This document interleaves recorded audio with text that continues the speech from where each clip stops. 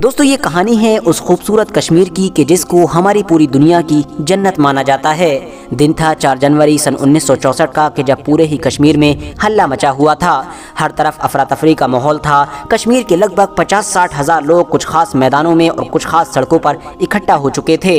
इन तमाम के हाथों में काले झंडे मौजूद थे और ये सभी लोग एक जगह पर इकट्ठे होकर टकटकी बांधकर सिर्फ और सिर्फ एक छत की तरफ देख रहे थे। इनको इंतज़ार था किसी खास और कीमती चीज़ का। ये उसी छत की तरफ देख रहे थे कि जिस छत के ऊपर इंडियन इंटेलिजेंस ब्यूरो के डायरेक्टर यानी कि भोलानाथ मलिक अपने कुछ साथियों के साथ खड़े हुए थे। कुछ देर के बाद ही भोलानाथ मलिक ने अपने हाथों को उठाया और उनके हाथों में लकड़ी की एक डिब्बी मौजूद थी।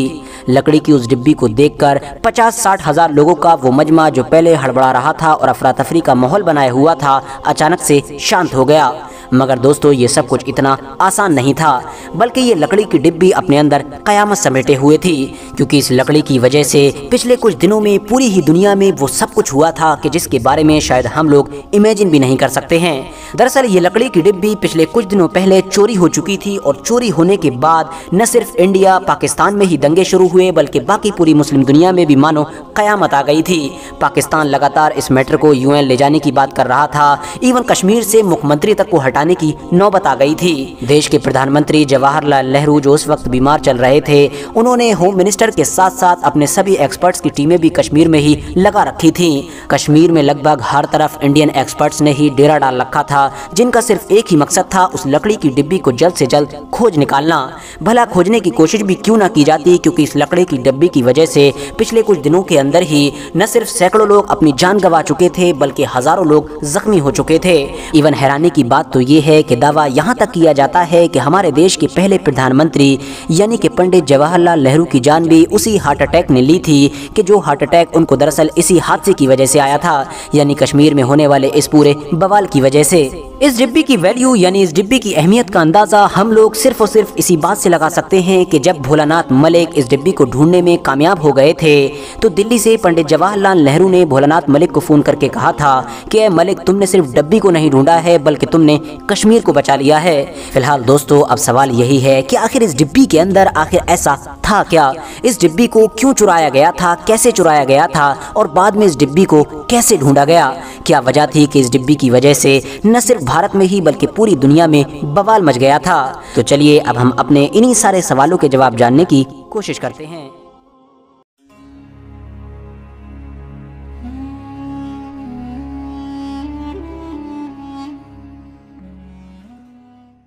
RH नेटवर्क की नॉलेजेबल फ्रेंड्स, इस लकड़ी की डिब्बी में कुछ और नहीं बल्कि सिर्फ एक बाल मौजूद था। मगर हाँ, ये बाल कोई आम बाल नहीं था बल्कि ये तो मुसलमानों के आखिरी पैगंबर यानी कि हजरत मोहम्मद सल्लल्लाहु अलैहि वसल्लम की दाढ़ी का बाल था, जिसको मुँह मुक़द्दस के नाम से जाना जाता है और जो कश्मीर की हजरत बल मस्जिद के अंदर मौजूद है। मगर अब सवाल ये है कि आखिर पैगंबर हजरत मोहम्मद सल्लल्लाहु अलैहि वसल्लम का ये बाल भारत में और भारत में भी खास तौर से कश्मीर कैसे पहुंच गया?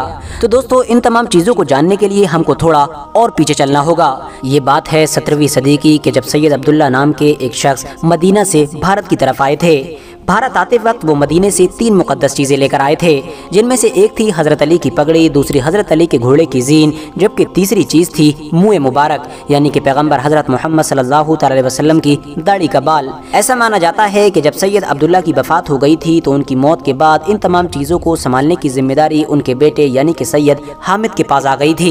अब सैयद हामिद के पास से ये मुँह मुक़द्दस कश्मीर कैसे पहुँच गया था, इसको लेकर भी अलग अलग राय पाई जाती है। कुछ इतिहासकारों का तो ये मानना है कि सैयद हामिद ने दरअसल इस मुँह मुबारक को कश्मीर के एक व्यापारी के जिसका नाम नूरुद्दीन हुआ करता था उनको बेच दिया था, जबकि कुछ के मुताबिक उन्होंने बेचा नहीं था बल्कि एक दिन ख्वाब में खुद पैगंबर हजरत मोहम्मद सल्लल्लाहु अलैहि वसल्लम ने सैयद हामिद से कहा था कि उन तीनों मुक़द्दस चीज़ों में से एक चीज़ नूरुद्दीन के हवाले कर दिया जाए और इसीलिए सैयद हामिद ने मुँह मुक़द्दस को नूरुद्दीन के हवाले कर दिया था।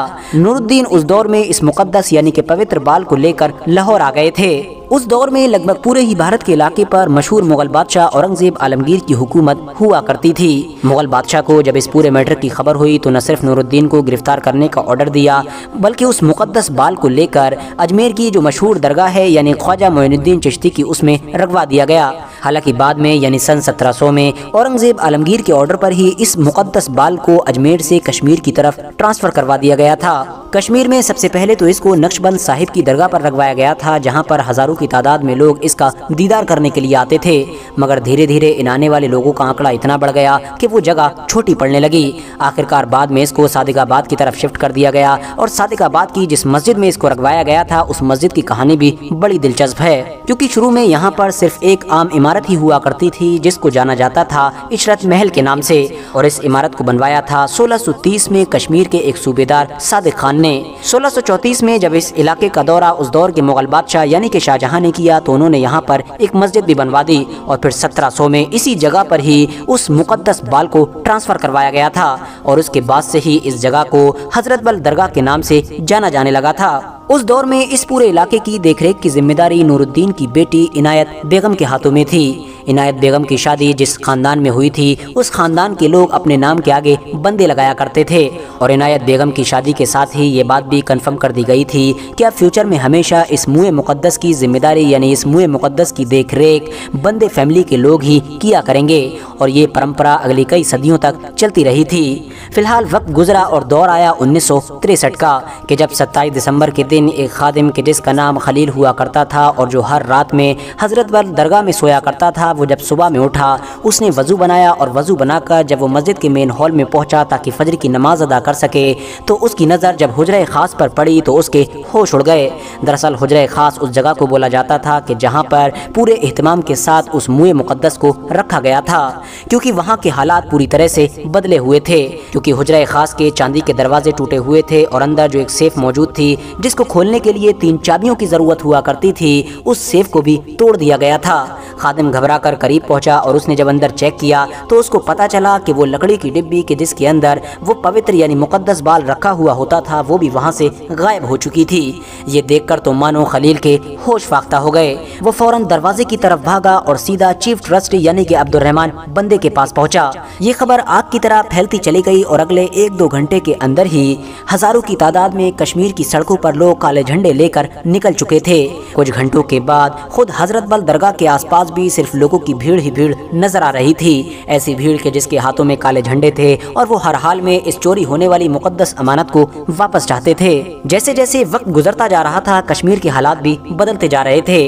अब जगह जगह से गोलियां चलने की खबरें आ रही थीं, दंगे होने की खबरें आने लगी थीं। जलते हुए कश्मीर की लपटें अब धीरे धीरे दिल्ली में भी महसूस की जाने लगी थीं। यही वजह है कि भारत की गवर्नमेंट भी बहुत जल्द ही एक्शन में आ चुकी थी। याद रहे दोस्तों कि ये घटना सन 1960 और 70 के बीच की है, इसीलिए ये उस दौर का कश्मीर था कि जब कश्मीर के सबसे ताकतवर नेता और पूर्व मुख्यमंत्री यानी कि शेख अब्दुल्ला को ऑलरेडी जेल में डाला जा चुका था और उनकी जगह बख्शी गुलाम मोहम्मद को सीएम बना दिया गया था। हालांकि बाद में उनको भी हटाना पड़ गया था और अब उनकी जगह ख्वाजा शमसुद्दीन को चीफ मिनिस्टर बनाया गया था। दूसरी तरफ देश के प्रधानमंत्री यानी जवाहरलाल नेहरू भी आज़ादी के बाद से अपने राजनीतिक करियर के सबसे मुश्किल दौर से गुजर रहे थे। 1962 में चाइना से हारने के बाद वो पुराने वाले नेहरू नहीं रह गए थे, बल्कि बहुत सारी राजनीतिक चुनौतियों का सामना कर रहे थे। मगर उसके बावजूद भी वो हादसा कि जो उनके लिए सबसे बड़ी चुनौती साबित हुआ था और जिस हादसे के बाद से ही लगातार उनकी तबीयत बिगड़ती ही चली गई थी, वो दरअसल यही हजरत बल दरगाह का हादसा था। प्रधानमंत्री जवाहरलाल नेहरू ने जैसे ही हालात को बिगड़ते हुए देखा तो उन्होंने सबसे पहले तो इंटेलिजेंस ब्यूरो की पूरी टीम को कश्मीर रवाना किया। उनके पीछे देश के होम मिनिस्टर भी रवाना हो गए थे। कश्मीर के जो उस दौर के चीफ मिनिस्टर थे यानी कि शमसुद्दीन, उन्होंने भी हालात अपने हिसाब से संभालने की भरपूर कोशिश की।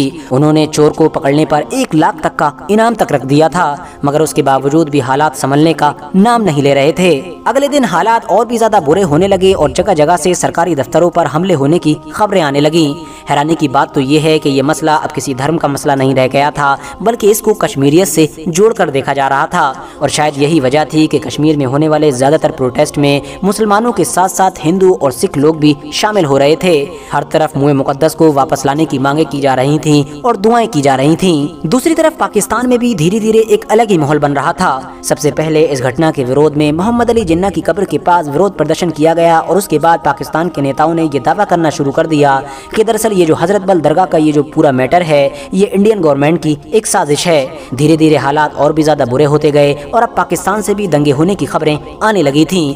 पाकिस्तान में तो एक के बाद एक लोगों की जानें भी जाना शुरू हो गई थीं और इन दंगों की वजह से लगभग सैकड़ों लोगों ने अपनी जान गंवाई थी।